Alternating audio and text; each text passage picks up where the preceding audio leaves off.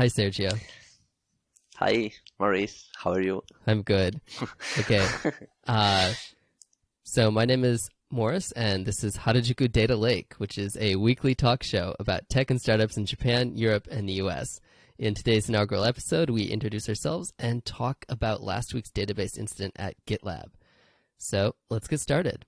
Okay. All right. So as I said, I'm Morris. I've been living in Japan for about 11 years. I grew up in Indiana in the US, and I work as an engineer. And and I'm gay. So that's me. Sergio, who is Sergio?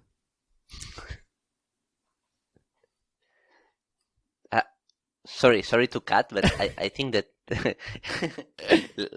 later you can cut this, but I think maybe it's better if you introduce me, no? Okay. I am Maurice, this is my weekly talk, podcast, whatever, and then you say something like, oh, we are gonna have a special guest for some weeks or something like that, and he's Okay. gonna be Sergio. So something like that, no?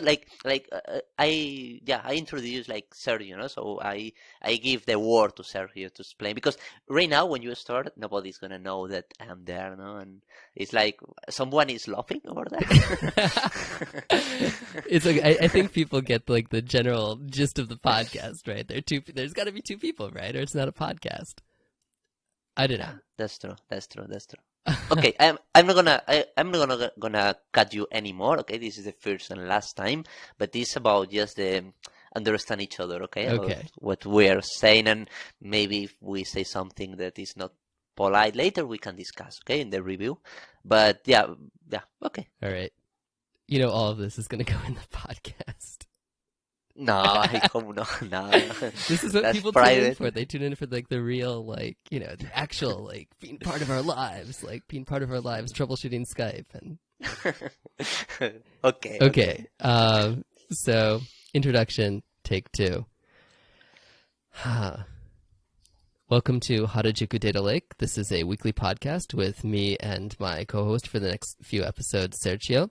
And we're talking about tech startups in Japan, Europe, and the US. In today's inaugural episode, we're going to do some introductions and then talk about last week's database incident at GitLab, which we've been talking about at lunch for the past 4 days. So should be pretty interesting. So to get started, my name's Morris. I've been living in Japan for about 11 years. I'm working as an engineer right now. And I grew up in Indiana in the US, and I'm gay.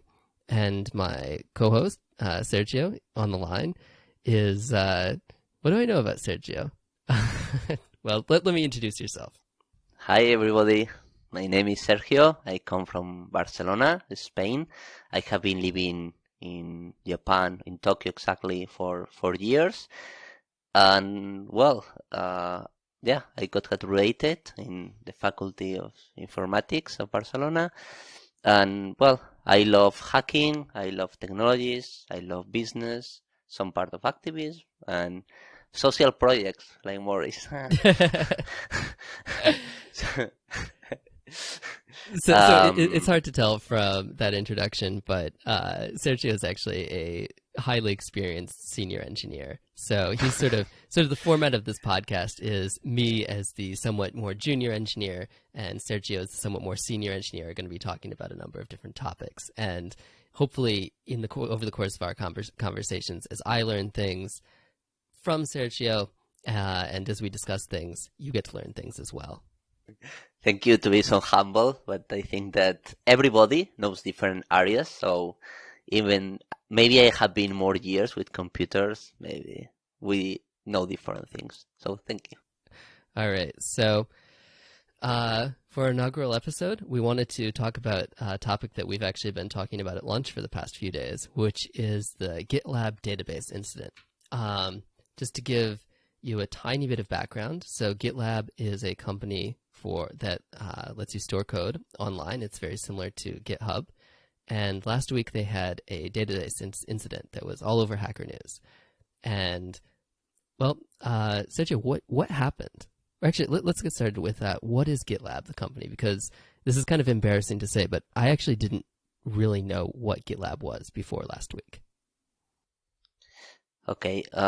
I think GitLab has been a company that has been amazing because two main points. One is that everybody works remotely. So all the employees of that company, that they are more than 100, they are working from different places of the world. And the second thing is that they are pretty transparent.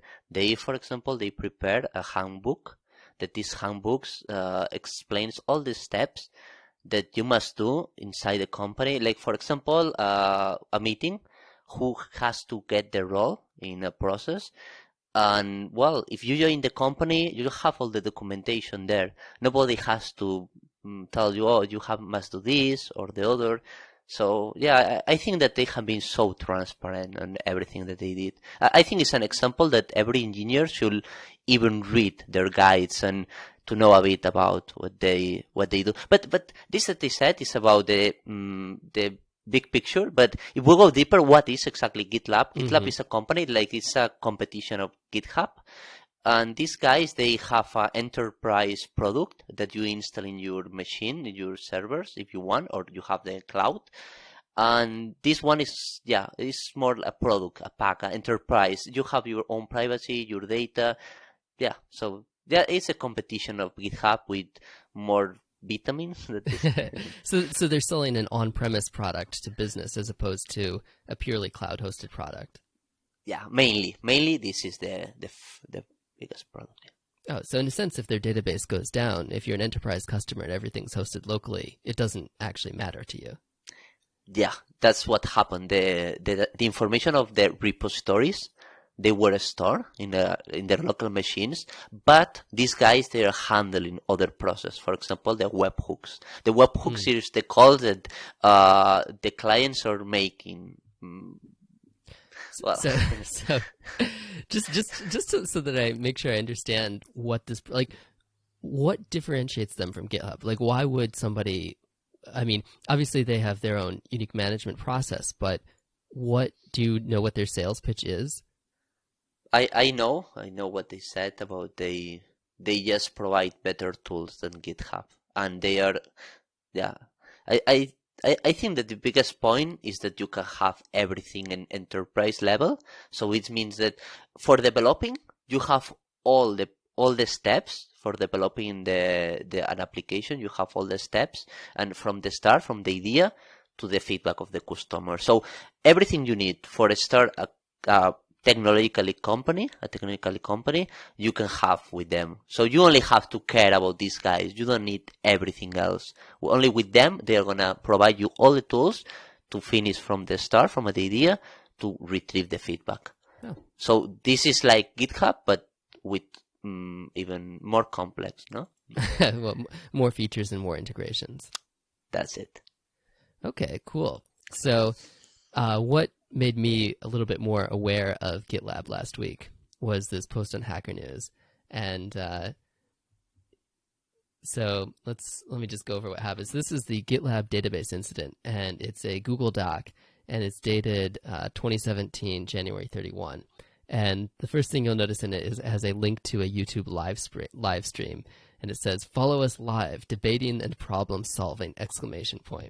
So right. You usually, like, when there's some big database incident at a company, the first thing you see is you'll see developers talking on Twitter. You know, is it down? Is it down for me? Is it down for you? The next thing you'll see is maybe a status page, something like the Amazon status page or the Google status page. You'll go there and you'll see some statistic that indicates that maybe everything is not working isn't 100%. And then, you know, at some point it'll come back up, and then a few days or maybe a week later, you'll get a sort of business side, marketing side postmortem, which explains that, you know, despite everything that was done ahead of time, you know, all these procedures were already taken care of. They had everything in place, but due to these incredibly unfortunate and unforeseen circumstances, this thing happened. And then to prevent this thing from recurring, we've taken all these steps. And that's usually a pretty polished document that is pretty easily digestible. This is like the thing went down. watch us live troubleshooting, watch us update the Google Doc as we troubleshoot. And this document, as a postmortem, is basically it's troubleshooting notes from the day that it happened. This is not. I checked their website to see if I could find a couple of days later, like a more business side postmortem. But as far as I can tell, this is it right now. So, so from my understanding, they were trying to do a database migration fairly around 11 p.m. and something didn't go well. And in the process, they ended up deleting about, the database was 310 gigabytes, and they deleted all but the last 4 gigabytes of it. So, Sergio, how did that? Tell us more about what happened there, from your understanding of reading this document. Yeah, well, I think we could go very deep to this document, but there are two things. One is someone did something that he never had to do, and the second is that everything else was never tested. Okay, then we can go in the different points. No, there were like 5 measures that they were failing. Yeah, so the biggest problem is that probably from my point of view, I think the biggest one was that nothing was automatically prepared. Everything was manual. And this is another topic that we can talk later more about, that is how the employee, he's trying to figure out everything himself, and everything has been already create. No, there are already good practices for doing this kind of deployment, this kind of database maintenance. So why these kind of people that they are so smart, and believe me, they are. They had this kind of basic mistakes, no? That they never try the restore of the database, or they never had this kind of monkey. How is that?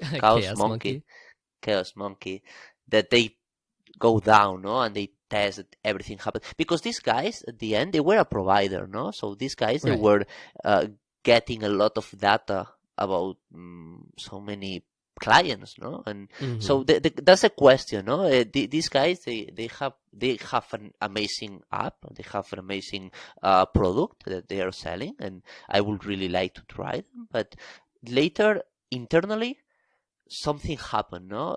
And from me, I think that it's not about the command that they run. It's about more deeper the question. It's about, okay, but didn't do everything automatic? And then there is another question that we can talk about is, why didn't just self-contract to another third-party company this kind of maintenance, no? Why didn't use AWS? Why didn't use Heroku? Why didn't use Google Cloud Formation, Google Cloud? Why they did everything so custom instead of just relying on another service that has all of this done? Do they prefer to contract a guy instead of just contract a good hosting platform? This is a question that maybe we can learn from this. Okay, so suppose that you're in a situation where you have a large SQL database. You're running a startup, you're running some kind of business. If you were CTO of that business, what would your options be? Like, why would you just say put it on AWS and don't worry about it, or? Yes, I think the question here has time. What means time? 10 years ago, I will tell you, let's have our own database, let's have privacy, because there is no product in the market that they really ensure our privacy or good practices, everything that we need, the minimum. 10 years ago, that was normal, everybody did. But right now, after 10 years, I think we are on another level. In my previous company, when we use Amazon, we really prepared a lot of custom tools. We did everything for ourselves, and in that moment I didn't think too much about. But I finished, preparing, for example, all the platforms to deploy a Docker cluster.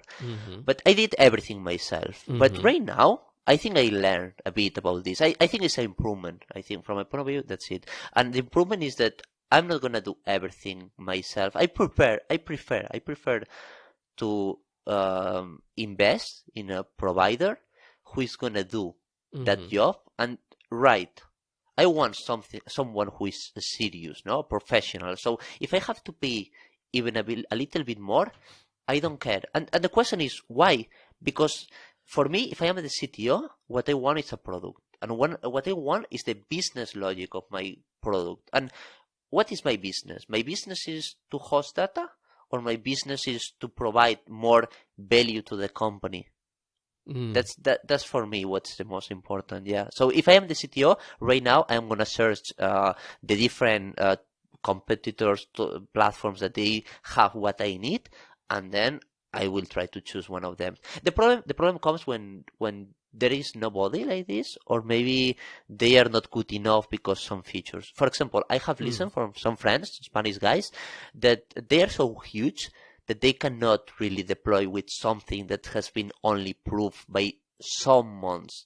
Because they need something so enterprise level that they must use a version very old of MySQL or Postgres, but they cannot go in any way to a kind of NoSQL or Aurora or other technology that is too new. No, for example, there are a lot of people that they don't really like Docker or even serverless. Okay, they don't really like, but what's the problem? No, because well, I understand that sometimes it's the company that they are so big, and other times I think that they are just maybe afraid to lose their jobs because they don't have to do nothing if everything is done, and they have just to pay a little bit. So you're saying you in some sense, engineers, people who you went to school for maybe 4 or 6 years, you have a computer science degree, and if it turns out you can outsource your entire job to a cloud provider, and sometimes there is some pride in being able to manage and administer your own database. But what I wanted to go back to is so this is a Postgres database. It's 310 gigabytes. Is that large? I mean, 10 years ago, 310 gigabytes in the database is huge. I mean, we had hard drives, maybe 310 gigabytes, but is 310 gigabytes big? No, it's not. It's nothing. It's nothing. Okay. It's. I mean, it's a space. Is something about what we have in my personal computer. No, but if you have some movies right now, every movie maybe it can 20 gigabytes. If it's in the best format, no? So I think it's not so much. Right now, it's not so much. The problem that they had, if we go deeper in the technical side, is that they were migrating from staging to production. And the staging hard drive, it has a number of IOPS, input-output operations, and this was the bottleneck, no? So when they restore the staging database that contains the production information to production again, they had a bottleneck very huge. But in other case, that copy will be very fast. And talking about if it's going to be slow, the database with this number of information, no. What is more important in this kind of database is the index. When you have everything indexed and the design of your business logic or your code is taking information from the database in the right way, like for example, only getting by ID, don't try to make a scan database. You can use several tools for analyze what is really happening. So if you have everything like prepared and in a smart way, in a normal way, it's not going to be a problem. The size is not the problem. The problem is how you design the business logic to retrieve the data. So let's go back to exactly what happened. So you said he was trying to restore from staging to production. What was he trying to do? Yeah, I think because at the end I don't really know all the details. Right. Just know like you. I think these guys, what they had is a system that every day they dump the information from production to staging so they could try with the data of staging. The staging at the end is an environment but that we use creating the companies to try everything before going to production. So if there is any significantly bug, we are going to detect before going to production. So what they did is all the data of production, they moved to staging. That's a really huge problem. And if we talk security, that's very bad, because in some enterprise level environments, we used to give different permissions to staging to production. So what it means is, in some companies, you're going to see that as employee, as engineer, you are going to only be able to see some kind of data that maybe is just develop data and testing data, for example, staging. But in this company, what we got is that every engineer, this guy, he was able to access both of them, staging and production. If you dump everything from production to staging, what is going to happen is that if you have enough access to access staging, you have critical data of the users. Right. Of course, maybe these guys, and that's true. At the end, that's not the worst. But maybe these guys, they just only having some webhooks, they have some logs. Maybe there were no sensitive data in this database. But even like this, I think it's a bad.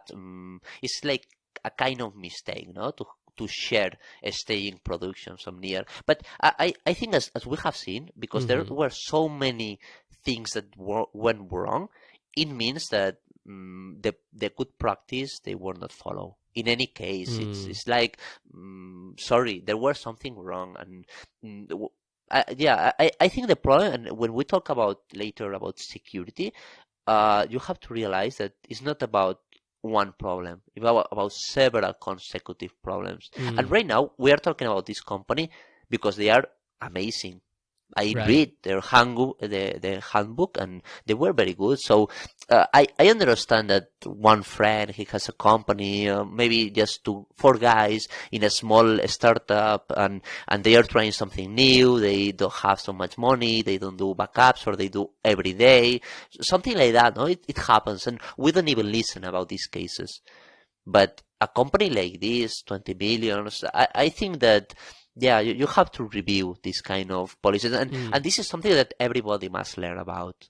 Yeah, it's not about the technical side, about if they just copy one directory to another, but things like, oh, please don't execute a command in a production server. That's completely normal. Or for example, just make a script, make everything automatic. Add assertion, assert. An assert is a condition that must be validated before something happens. So I think too many mistakes, no, in a row. So yeah, that's interesting. I mean, one of the comments that I was reading on Hacker News was talking about the importance of making checklists and writing down what you're going to do before you do something. But I think the point you just made is that if you made it into a script, that is your checklist.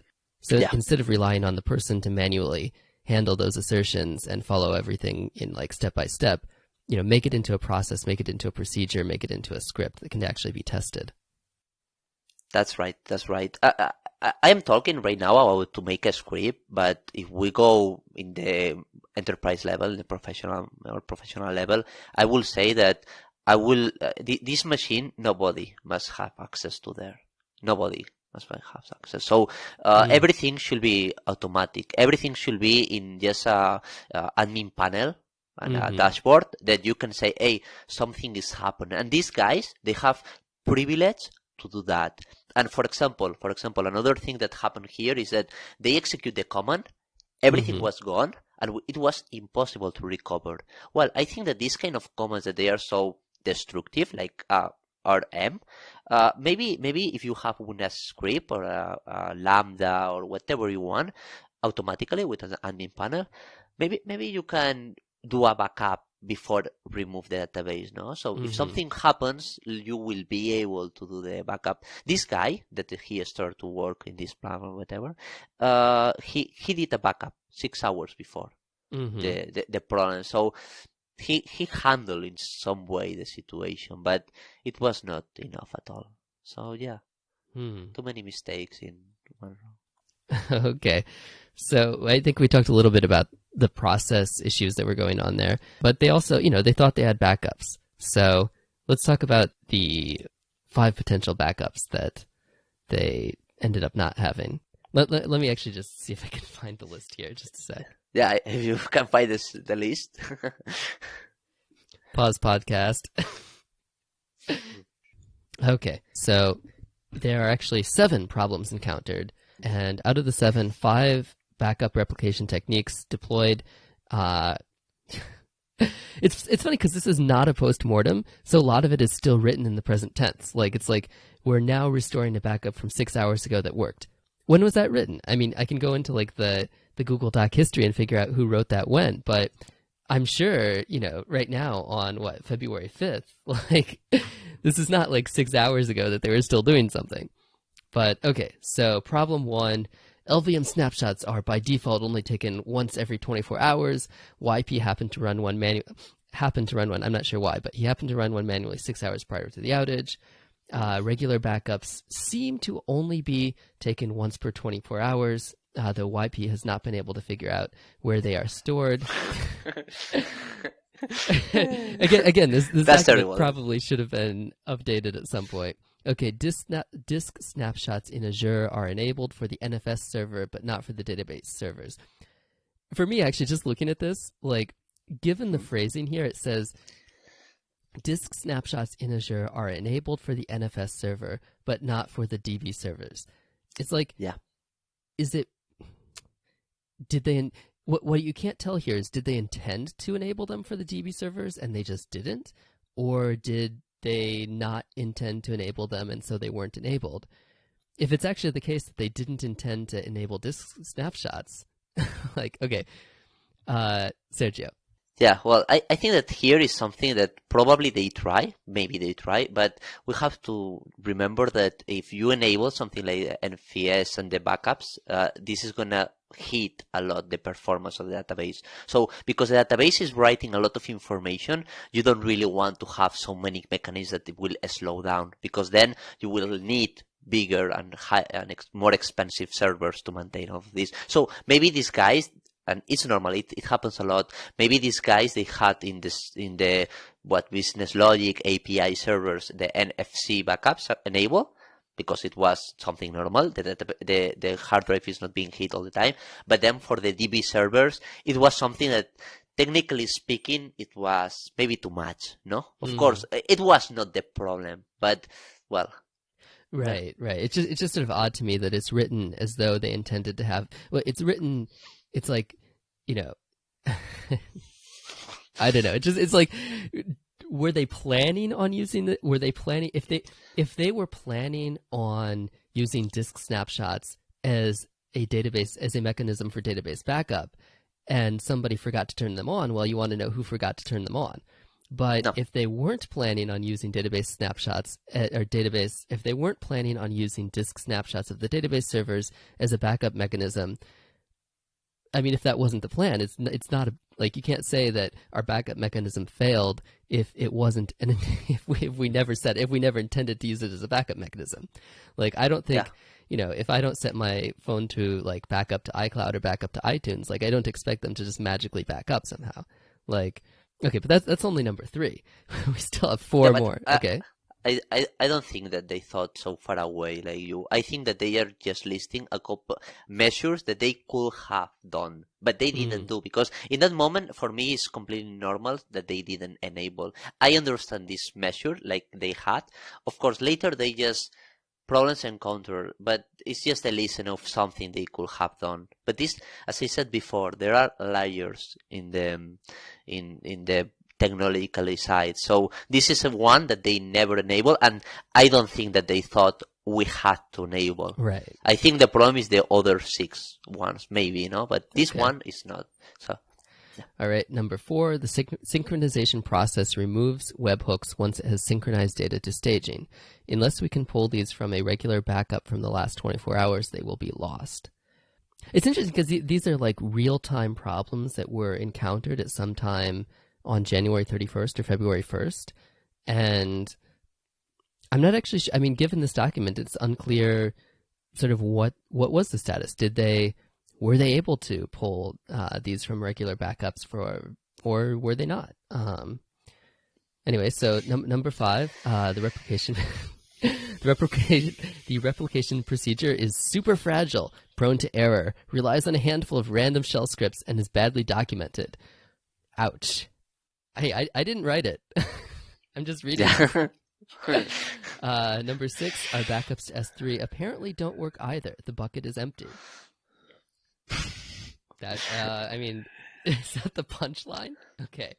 Yes, this one, for example, this one is terrible because you don't really recognize your own bill. Mm-hmm. I mean, when you have S3, you are paying a bill, and when you are paying a bill, you must estimate how much you are paying. If the CTO didn't check the S3 to take how much he's paying for the infrastructure, mm-hmm. and he has a reasonable number, I think that's very bad. The other ones, for example, about the webhooks that they didn't save historical webhooks. I think that's wrong. For example, there are companies like Stripe that they save for 15 days all the mm-hmm. webhooks and all the events and everything. So that's nice. They give you this this range of days. But the number 6, or backups to S3 apparently don't work either. The bucket is empty. It's like, what? Nobody take a look here. We really create this feature. We really create, because I think that they never create this feature. Yeah. So there is something that is very well said, is that if you have never ever tried to restore your database, you don't have backups.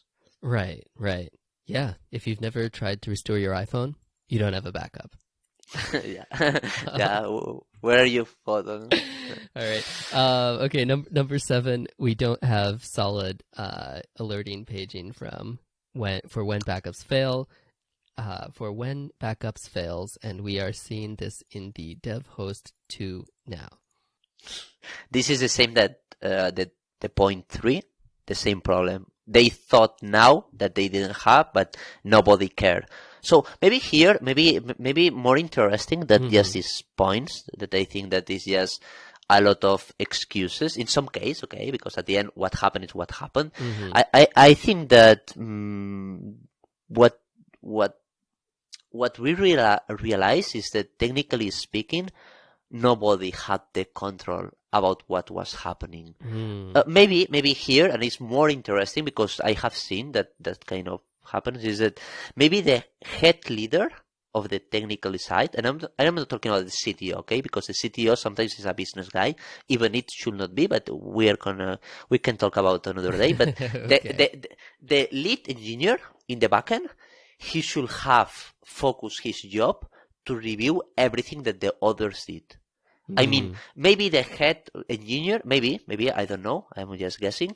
Maybe this guy, he was working too hard. Maybe he was working like, okay, I have to finish this because we have a client that we have to provide. So I don't have time to review the versions of Postgres. I don't have time for the backups. I don't have nothing. I don't have time for nothing. So this guy, he was under pressure and he didn't do his job. That is, was review everything that the employees were doing. He just was another employee, and well, I think that, yeah, from my point of view, this is what happened. I think that when you are responsible, when you are someone who is another people is down of you, you manage them, you must be with them. And be with them is not to be writing code. Be with them is to unblock them, is to really know what is happening. When they ask you something, to be fast to answer them. You must be able to know what you ask them and then to do that. Maybe we discovered, and that's really, this really worries me, that we discovered that to work remotely must be something more than to be in your house. No, it's like, okay, maybe we forgot a couple of things, like the head leader, he must check about all the steps, and I don't know. I don't really know, but this. I mean, I feel that I have contradictory, opposite feelings. No. Well, I mean, it's interesting that we keep going back to. I mean, these are clearly incredibly talented engineers. I mean, it's Sure. very, very easy to like read this document and kind of giggle just because Yeah. because this document it's very harsh on themselves. It's something that they've written and it's very harsh on themselves. But and it's, as somebody who's just reading the document, it's easy enough to say, oh, they didn't do this or they didn't do that. But yeah, they are clearly incredibly talented engineers, and these are people that are definitely working at a level that's way higher than the level that I work at. And it's quite impressive. But I think what we keep coming back to is that there's this other component of like process and management that is so critical in creating a product, where it's like, and I think what you were just saying earlier is the sort of contradict, like when people think of managers or they think of like, people in leadership positions within companies, they think of people that tell people below them what to do. Like, you have to do this, you have to do that.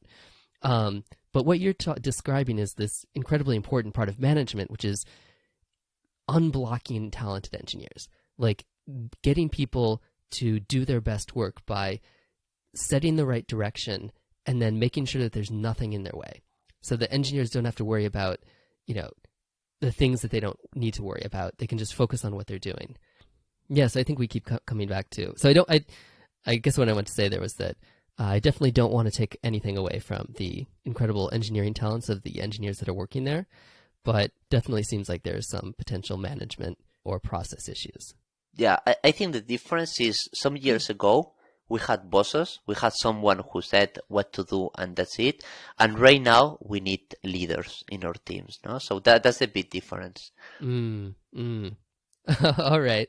So I think we've gone through the GitLab stuff a little bit. Is there anything I think there's so many other things that we could talk about here. We could talk about DevOps, what that means. We could talk about the transparency model. We could talk about how GitLab works. But for this podcast, is there anything else we want to cover?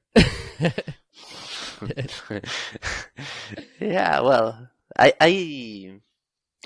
think we can, as you said, we can talk to so many things, but maybe the last question, no, about who is responsible, no? I like a lot what you said about who is responsible, but in the technical side, we have seen a huge transparent process, no? But Right. in the business side, did anybody from marketing said, "Oh, this is what we're gonna do"? I'm sure that they're apologizing to everybody, no? So, yeah, I guess that even they don't fight to this guy because it's important to know that if he was able to do that, it's because he had the responsibility. So if you don't have the responsibility, you are not able to do that.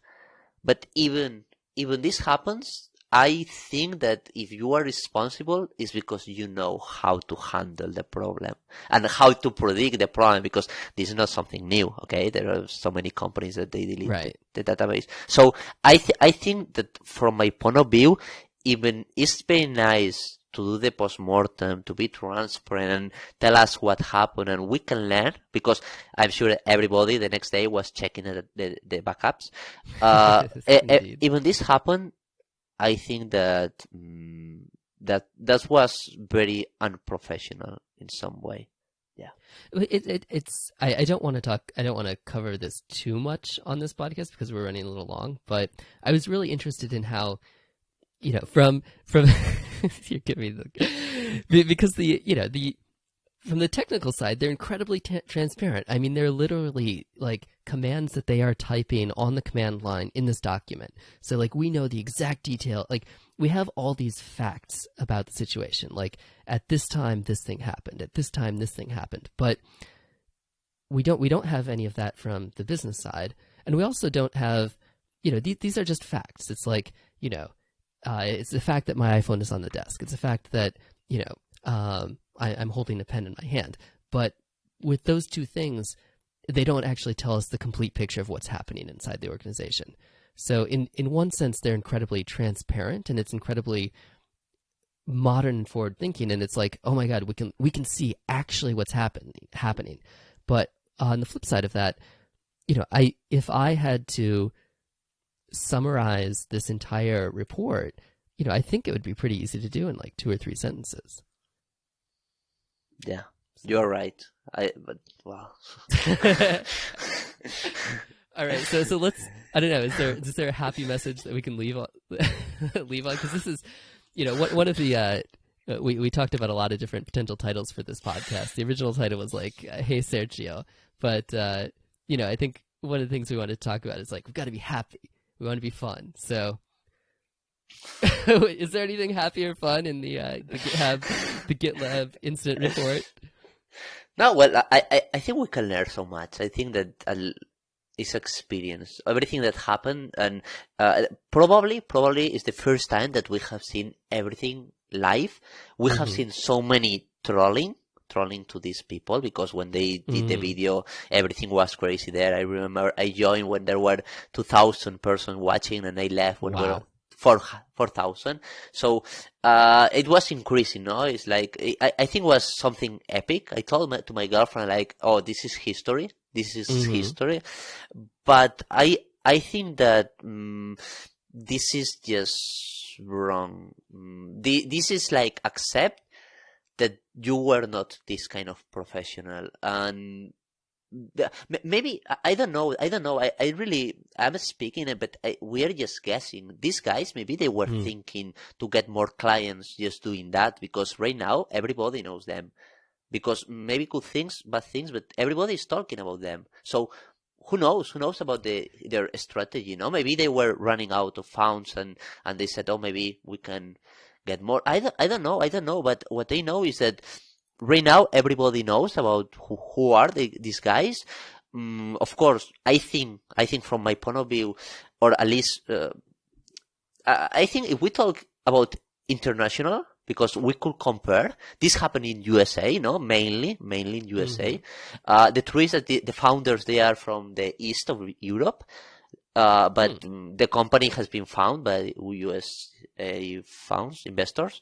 So I think that these guys, they are gonna have somehow another opportunity. I think in USA is this kind of, okay, you fail, but you learn, and the next time you're gonna do it better, and well, you're gonna be awesome, no? Because you are really, you know what happened and how you are failing. That's not my point of view. I don't share this point of view, because I think, as we said before, that the problems that they encounter, the problems that they encounter, they encounter, but they never thought about. So it was not a problem that it's like, oh, I forgot to enable. No, it's a problem that, no, you never designed the feature. You prefer to sell to more clients and to become bigger than to sell that. So as I said, maybe in USA is an opportunity. I don't really know. But I can tell you that in Spain, this is to be fired. But in the moment, nobody is going to tell you nothing. So probably the sales team is going to talk with every client and say, hey, sorry, I lost this number of the information because internal problem. Okay, that can happen. Nobody's going to release this kind of information in Spain. So this is something positive of this company. I like it. But and then in Japan, I think that you will have to apologize to everybody, to all the team, all the clients. And probably later you are going to have to leave your job, and I don't know. I really don't know, but I will be very interested is what could happen in all of these 3 countries if now your name is like so popular, because now we know all the name of this guy. So if you are so popular and you know that you screw up the database, are you going to be hired by another company? Because I can tell you, I have been working in security for a long time, and I can tell you that if you release any kind of sensitive information, you are never ever going to be hired by another security company. Right. So if you break the rules, the NDA, whatever, even they cannot, or they don't punish you, they will know, and the world is too small to know. So, well, it was very interesting to me that there's definitely like performative aspect to this, where like, there's old school media where media is like produced ahead of time and it's edited and it's, and then there's like modern media, which is like I am streaming live on Instagram from my phone. Watch me now. And it's definitely like this idea that they've proved it that, you know, you don't have to be in media or fashion to get 4,000 people watching you do your job on a live stream. And there's something about it's definitely also a part of modern culture where it doesn't really matter if you succeed or fail. It only matters how you looked doing it.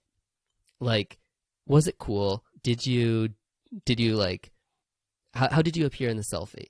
And in a sense, there's this like, it's like, look at us. Oh my God, this is so crazy. We're going to do this. And it's like, I don't want to touch on politics in the podcast, but there's definitely like, Sergio is giving you the big like batsu, big X mark. But yeah, it's like it's a very interesting part of like modern culture where it's like, you know, traditionally people would go to their professors with an excuse for why their homework is late. Like, you know, oh, I couldn't complete the assignment on time because I was sick or because, you know, I had, you know, a death in the family or something terrible happened. But then there's the there's the like modern, more 21st century thing, which is like, I didn't complete my homework because I was busy. Can you please give me an extension? Like there's not like, it's like, look at me. I'm not even making excuses. I'm just coming up there and I'm facing the facts and I'm saying, I didn't do my homework. Please give me an extension. And I don't think you should get an extension for that. But yeah, right now that you are talking about excuses, I think that is a very good name for this document. And you remember two things in the document that they wrote. One is that they are talking about that they have a spike in the database because they had a lot of spam users. Right. So from my point of view, it's something that is, I don't care. Everybody has spam users. It's like something that is not relevant. Sorry, tell me what happened, why happened, who did that? Because I think in internal documents it's important who did to really be able. It's important. You are going to have to go to the investors to tell who did. And then the last thing is, okay, how you are going to improve the system to make it better. No, I think they handle all of this in the document. I think that they really learn a lot. But that's the first point. And the second one is that there is a moment in the document that he's talking like, oh, I am tired, I'm going to do the next day. So that's something that is like, oh, because I'm tired, I deleted the database. Sorry.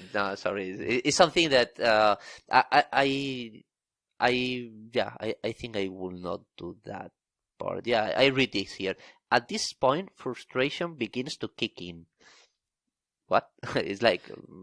No, sorry, you are a professional. You have a good salary, and if you don't have, just go to another company. Sorry, you are a good professional. You must be in that level, or just change your job. So, sorry, that's very difficult words or hard words, but yeah, well, it's so interesting that they're sharing the live experience of what is happening. It's like this happened, and it's not just the technical side. It's like how we felt at that period. Like it was frustrating, and it's performance, and it's performance, and it got 4,000 viewers live. But performance in which way? You are talking that this is okay. It's gonna be public document, but at the end, this was an internal document.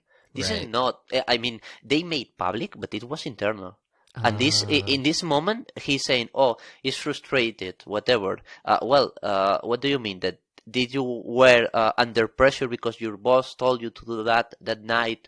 Maybe it was your fault that you were not professional enough to say, "Hey, stop here. It's not working. Tomorrow I will try." Or just call to another colleague. No, they have several people working in this department. So they were when they did the YouTube live, there were 4 guys there, at least 4 guys. So what are you saying? That this guy, he was like just in a bad mood, and just he crashed the table. I'm sure that if I go to my boss telling him, "Oh, I was tired and I deleted the database, but I stopped 1 second up before, and we had still 4 gigabytes." No? It's like I didn't delete 100% of the database. I only deleted Oh my god, most of the database, but there's like 1 or 2% left. It's just around there. Come on, no, sorry. That's too many things that I love. We can say that this document is amazing to be the transparency, and then maybe this shows that is so rotten, no, the project that. But I can we can talk about a little bit about my experience with these kind of things, because at the end in my previous companies, I have been already in 4 companies. I think in any of them they had this so bad. Well, what do you mean? Yes, I mean, we never, like, for example, I never had the access to the production to delete all of this stuff, no? They have, for example, and well, it depends a lot about the product that you develop, no? But you had different clients with different databases. So if one of them is gone, because once in my second company, they hacked one server, and I had to do a forensic analysis. And well, I saw what happened, everything, how they compromised the server. But in that moment, nobody else was compromised. And we even create a document for that client. We tell them what happened step by step. It was, I think, very professional. I was not this kind of emotions, third party problems like the spam users.